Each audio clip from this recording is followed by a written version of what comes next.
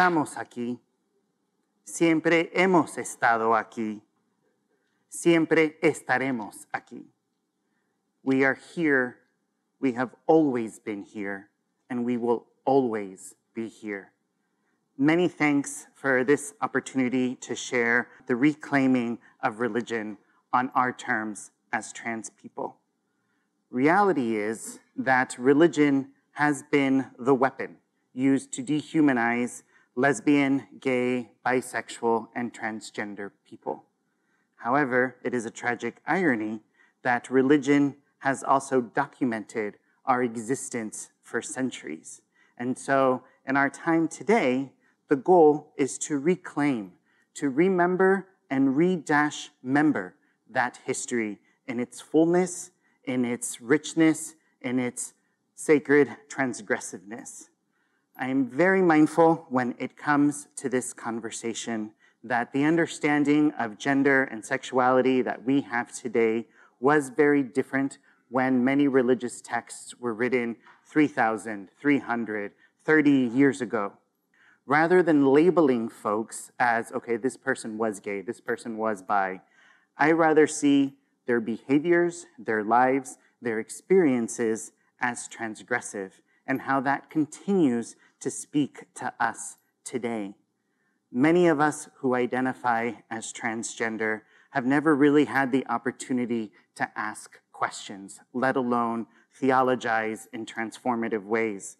This isn't about answering those questions with concrete answers, but more importantly, being able to ask the question, because the simple act of asking is liberation, is healing, is transgressive. A lot of the work that I do is grounded in Latin American feminism. The mother of Latin American feminism, or mujerista theology, is Ada Maria Isasi Diaz. And the mother of queer and indecent theologies is an Argentinian scholar, Marcela Althaus Reed. Both women talk about how our lives are a sacred text. It's important to look at religious texts, to look at the scriptures and things of that nature, and those things are important. However, we also need to look at the lived realities, challenges, and celebrations of people. And in those moments, the sacred reveals the sacred self. And so religious texts, important, but my life is a religious text. And in the sacred reveals the sacred self in my hardships, as well as in my celebrations. When it comes to this conversation, the words that we use, again, are different from what they were used thousands of years ago, hundreds of years ago. And so we keep that in mind as we do this. The other piece is that there is a changing landscape when it comes to the conversation. Trans people are not only being tolerated, but are being wholeheartedly welcome across the spectrum of religious traditions, not only just in the community, the congregation, the flock, but also as leaders. More and more religious traditions are ordaining, credentialing, recognizing the leadership of trans people.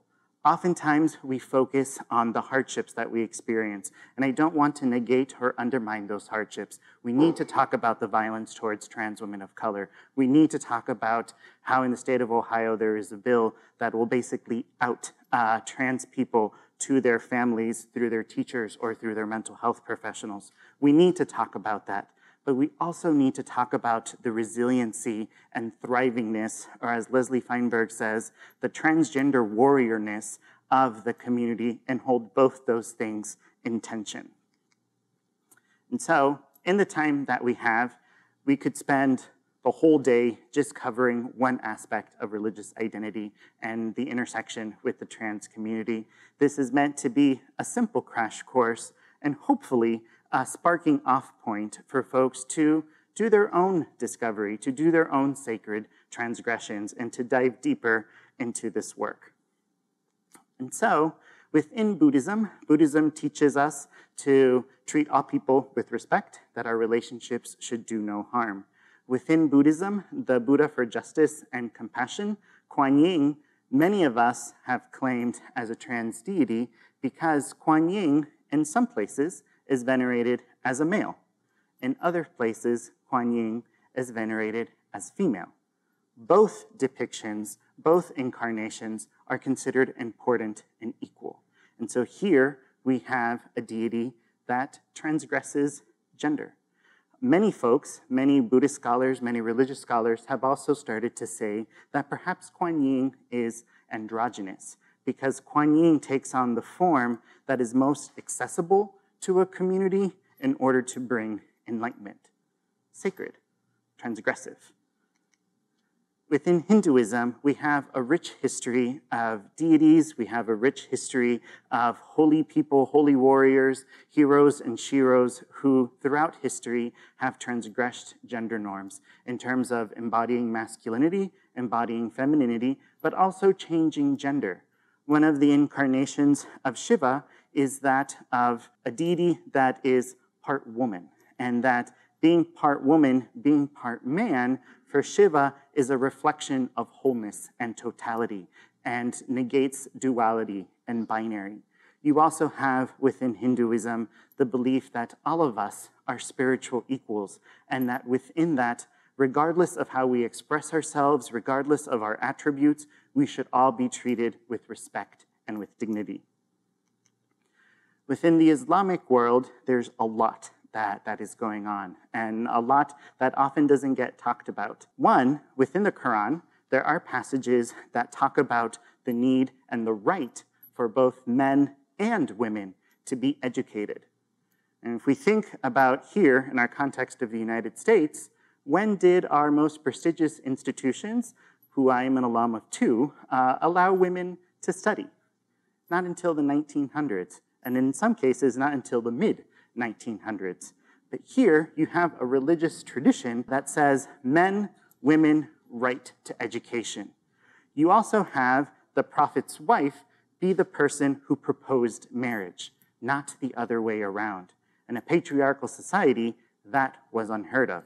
She was also slightly older than the prophet. That also doesn't get talked about, but that's a whole other TED Talk. And so here you have gender transgression. Within the Quran, you also have passages that refer to men who are not in need of women, or men who act like women. Were these men gay? Were these men intersex? Were these men asexual? Were these men transgender? We don't know.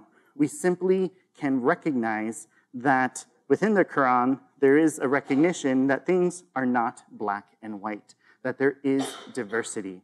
So much so that the prophet said that these individuals are to be treated with dignity and respect, and were allowed into the prophet's home and allowed to enter private spaces that were only for women. Sacred, transgressive. Within pagan communities, we have also a rich history of people who transgress gender norms who were considered to be holy. Within pagan thought, in-between moments, dawn, dusk, twilight, not quite morning, not quite night. It's a little bit both and. That those in-between moments are sacred. And so those of us who identify as genderqueer or as gender non-binary, where we may be between combination of both genders, our lives too are holy. You also have a rich tradition of the sacred feminine and the recognition of and celebration of the sacred feminine. The image here is of the goddess Inanna, and the goddess Inanna is the goddess of war. In a patriarchal society, male deities were often associated with warfare and with fighting, but here you have a female deity associated with war and with fighting, who embodied many different masculine characteristics, but who held on to her womanhood. The greatest gift that Inanna could bestow upon a person was gender transition, male to female, or female to male. We are here, we have always been here, and we will always be here. Within indigenous communities and native communities in the United States, in Canada, and we're starting to discover these narratives also in Central and South America, we have the presence of two-spirit people. Two-spirit is a term that was created in the 1990s as a way of bringing together common identities within tribal communities. There are over 200 native terms to reflect to two-spirit people. And so these individuals in some tribes may have been gay, may have been bi, may have been lesbian, may have been intersex, may have been trans.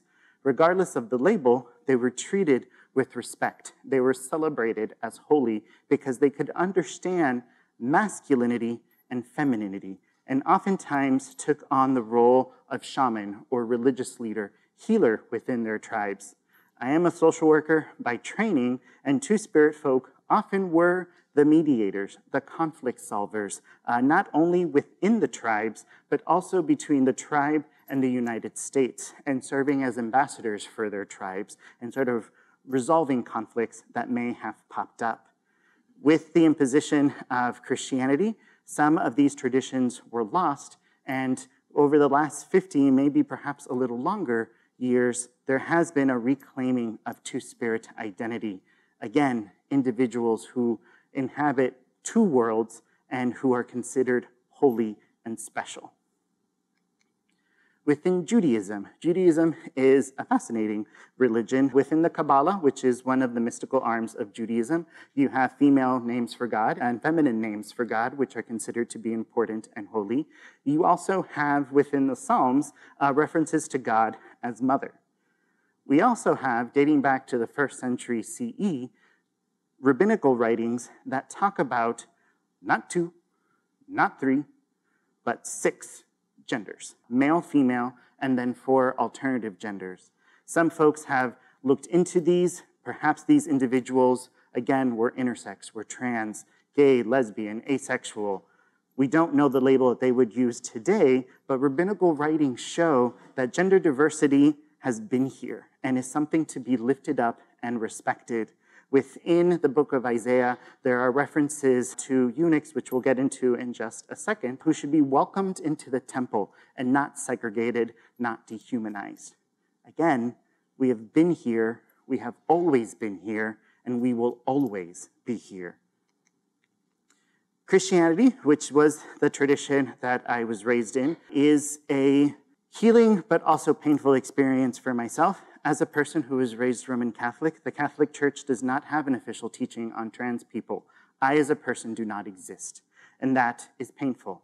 However, taking a 2nd, 3rd, 4th, 100th look at Catholic teaching and Catholic history, come to discover that we have a pretty transgressive history that often doesn't get talked about. You have folks like Joan of Arc. Perhaps Joan was a butch lesbian. Perhaps Joan was a trans man. We don't know how Joan would identify today, but the fact that you had a woman wearing men's clothing leading the army, not something that happened. At the time, we called her a heretic. Now we call her a saint. Transgressive. You have Marinus. Marinus at birth was called Marina. Marina wanted to enter the monastery, not a convent.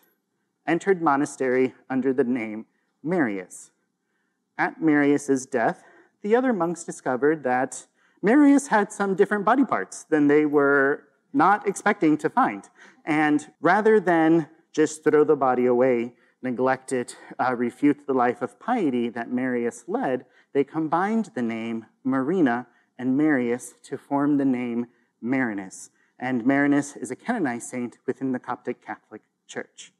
You also have Teresa of Avila, 15th century Spanish nun who had the audacity to explain the Trinity better than any man of her time. So much so that she was sent to the Inquisition a couple of times. Here, nun talking about religion, which was not considered to be a woman's place, doing it better than any other man.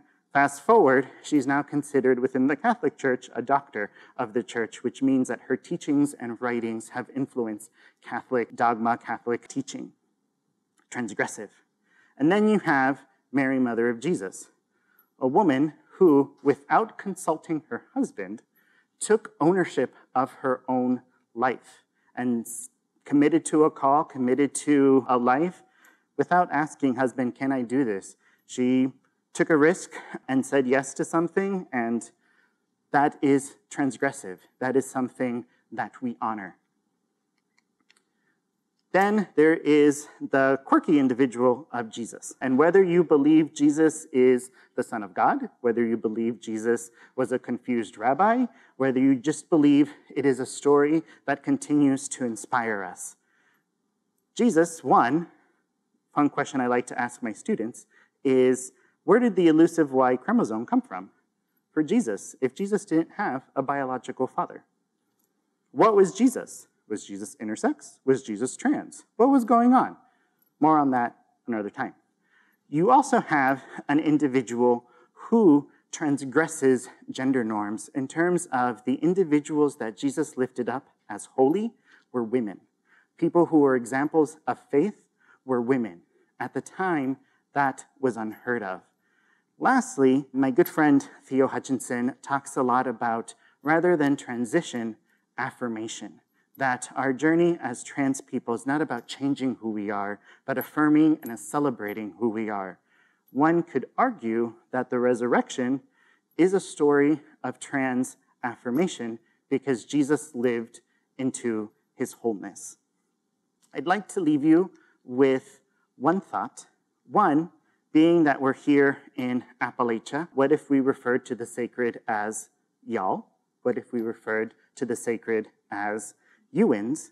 What if we looked at the lives of trans people not with pity, not with, oh, we need to protect those individuals, but wholeheartedly celebrate all of us, our stories, our narratives, and what our stories can teach other people.